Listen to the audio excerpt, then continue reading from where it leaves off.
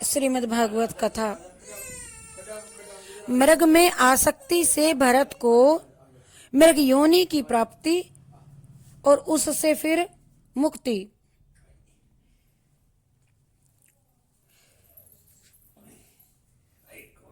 जय श्री कृष्णा, जय राधे राधे। प्रणाम आप सभी को। जय श्री कृष्णा, जय राधे राधे। मेरे उषा शर्मा शास्त्री चैनल को लाइक और सब्सक्राइब करते रहना।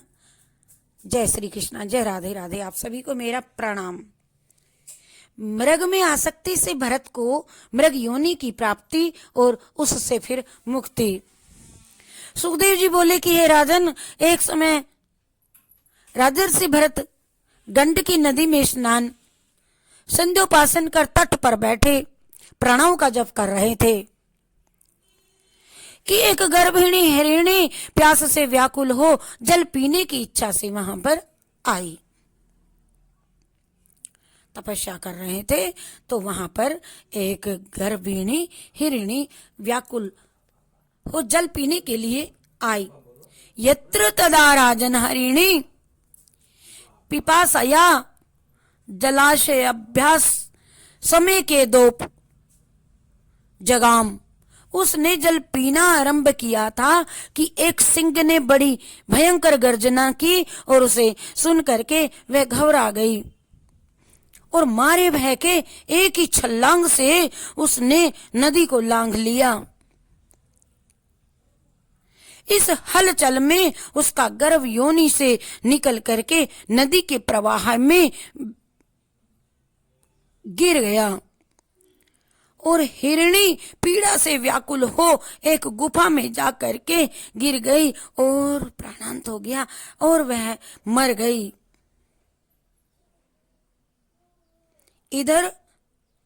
इधर मृगी का बच्चा प्रवाह के वेग से बहता हुआ भरत जी के समीप आ गया, अर्थात भरत जी को दिखाई दिया। तो उसे देख करके भरत को बड़ी दया आई। मातृहीन उस बच्चे को उठा अपने आश्रम में ले आए भरत जी और बड़ी ममता से उसका पालन पोषण करने लगे।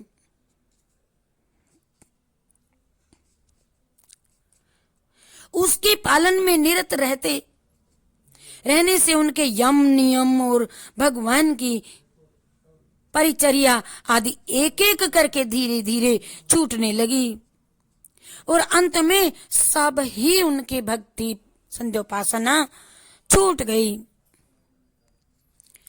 एक दिन बैठे बैठे उनके मन में ये विचार आया, अहो काल चक्र का मारा ये दीन मृगी का बच्चा अपने यूथ से बिछुड़ करके ये मेरी शरण में आया है। मुझे ही माता, मुझे ही पिता, मुझे ही भाई बंधु तथा यूथ के संगी साथी समझता है अपने। ये मुझको ही अपने संगी साथी समझता था, मुझसे कितना और किसी को जानता ही नहीं, मेरे अलावा मुझ में इसका पूर्ण विश्वास है। अतः मुझे भी इसका पालन पोषण मनोयोग से करना चाहिए। इनकी उपेक्षा करना उचित नहीं। इस बाल बच्चे की उपेक्षा करना मुझे उचित नहीं, क्योंकि शास्त्रों में कहा गया है शरणागत के त्याग से महापातक लगता है। शरणस्य परित्यागे महापातक युग भवेत। अतएव वे बड़ी लगन से हर समय उसे अपने साथ रखते थे। जब कभी भी वन में फल पुष्प कंद मूल जल कुश शमीदा आदि को लेने जाते तब उसे भी अपने साथ ले जाते थे। मार्ग में जहां कहीं वह जाति स्वभाव वश हरी हरी कोमल घास चरता हुआ रुक जाता तो तब बड़े प्रेम से उसे वेग से उठा लेते और अपने कंधे पर बिठा गोद में चूमते लेते, छाती से लगा करके उसका बच्चे की भांति, अपने बालक की भांति ही दुलार करते। उनको बड़ा सुख मिलता। क्रियाणाम निर्वत्समानान यामंतरा लययुत स्थायोतताय यदेन विचित्रेव वाव्य वर्षपति प्रकृतिस्तेन मनसा तस्मासीस आसास्ते स्वस्ति स्ताद वत्सते सर्वदा इति ही। पूजन के समय भी बीच बीच में उठ उठ करके उसे देखते, सोता की जागता, भूखा की प्यासा। तब स्वस्थ चित्त से उसे आशीर्वाद देती है, बेटा सर्वदा तेरा कल्याण हो। भरत जी उस बच्चे में इतना ममत्व, पूजन के समय भी बीच बीच में उठकर उसको संभालते, बिल्कुल माता की तरह ही। और कुछ दिनों के बाद जब वह बड़ा हुआ तब भरत का संग छोड़ और उसके आश्रम से निकल गया, चला गया अपनी जीव जाति में और अपने साथी मृगों के झुंड में जा मिला। उस दिन से भरत उसे न देख करके अत्यंत उद्विग्न हो उठे। हाय मेरा बच्चा कहाँ गया। प्रत्येक क्षण उसी का चिंतन करते, विलाप करते हुए कहते थे, अरे अरे मैंने कौन सा ऐसा अपराध किया जो वह मुझे मिला और छोड़ करके यहां से चला गया। क्या मैं कभी भी उसे अपने आश्रम में घास चरते देखूंगा? क्या वह मुझे अपना समझ करके फिर से लौट करके समीप मेरे आ जाएगा, अर्थात सपने में भी कभी मुझे मिलेगा? वन में उसे सिंह, भेड़िया, सूकर या कुत्ते तो नहीं खा जाएंगे। सूर्य अस्ताचल पर जा रहे हैं, हाय अभी तक मृगी का धरोहर रूप वह बच्चा मेरा नहीं आया। ऐसा भरत जड़ कह रहे हैं, अद्यापि मम न मृग बधुन्यास आगच्छति। है मैं क्या करूं? जब मैं नेत्र बंद करके ध्यान करता था तब वह मेरे समीप आकर के इस तरह से कोमल कोमल श्रृंगों से मुझको कुरेदता था, उससे मुझे बड़ा सुख मिलता था। तब कभी वह कुशा पर रखी हुई अमन सामग्री को दांतों से कुछ दूषित कर देता था, तब मेरे डांटने से ही मुनि कुमार के समान वह तो शांत होकर के चुपचाप बैठ जाता था, अर्थात वह डर जाता था। अब तो रात्रि हो गई, आकाश में चंद्रमा का उदय भी हो गया, अभी तक वह नहीं आया।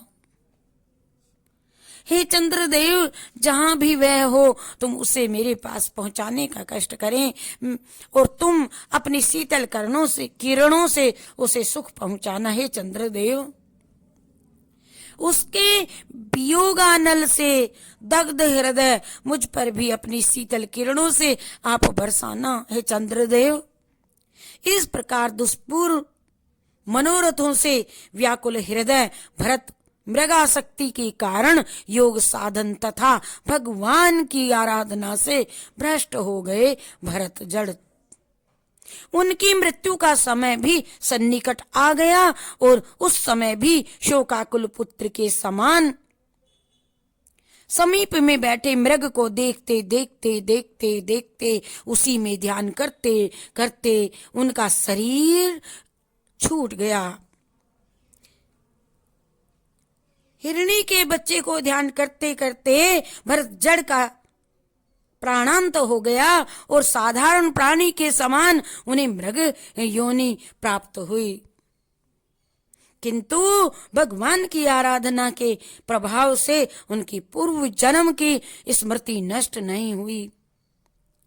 मृग योनि की प्राप्ति का कारण जान करके उन्होंने पश्चाताप करते करते कहा, अहो अहो बड़ा कष्ट है, ये एक ज्ञानी महात्माओं के बताए मार्ग से भ्रष्ट हो गया। मैंने समस्त परिवार की आसक्ति का त्याग किया, एकांत में मैंने वन में आकर के निवास किया, अर्थात सब कुछ छोड़ करके मैं एकांत वन में आया और यहाँ भी मुझे माया ने घेर लिया। मेरा प्रत्येक प्रहर भगवान की आराधना में ही व्यतीत होता था, किंतु अब न जाने किस दुर्दुष्ट के कारण मेरा मन मृग शावक में आसक्त हो गया और मैं अपने लक्ष्य से च्युत हुआ। हाय हाय, अब मैं क्या करूं, अब मैं क्या करूं। इस प्रकार अंतर्निहित तीव्र वैराग्य की भावना से प्रेरित हो राजऋषि भरत अपनी मृगी माता का परित्याग अपने जन्म स्थान कालंजर पर्वत के शालग्राम क्षेत्र में प्रवाहित गंडकी नदी के तट पर आ गए और वहां भी संग से अत्यंत भयभीत हुए, डरे अब की बार इस जन्म में ऐसा ना हो जाए। भयभीत हो काल की प्रतीक्षा करते हुए एकांकी भी इधर उधर घूमते फिरते थे। भूख लगने पर रूखे पत्ते तृण लता आदि चर करके गंडकी नदी में आकर के बैठ जाते थे। एक दिन गंडकी नदी में आधा शरीर डूबा करके बैठे भरत ने मृग योनि प्राप्ति में कारणभूत प्रारब्ध कर्म भी अपने समाप्त होते ही तीर्थोदक से अर्ध अपना शरीर गंडकी नदी में मृग शरीर को एक दिन छोड़ दिया। मृग शरीरम तीर्थोदक कलिनत मुक्त सर्जा। श्रीमद् भगवत कथा साप्ताहिक सप्तम स्कंद 8वां अध्याय। हरि शरणम हरि शरणम हरि शरणम हरि शरणम हरि शरणम हरि शरणम हरि शरणम हरि शरणम। मैं उषा शर्मा शास्त्री। जय श्री कृष्णा। आप सभी को जय श्री कृष्णा। जय राधे राधे।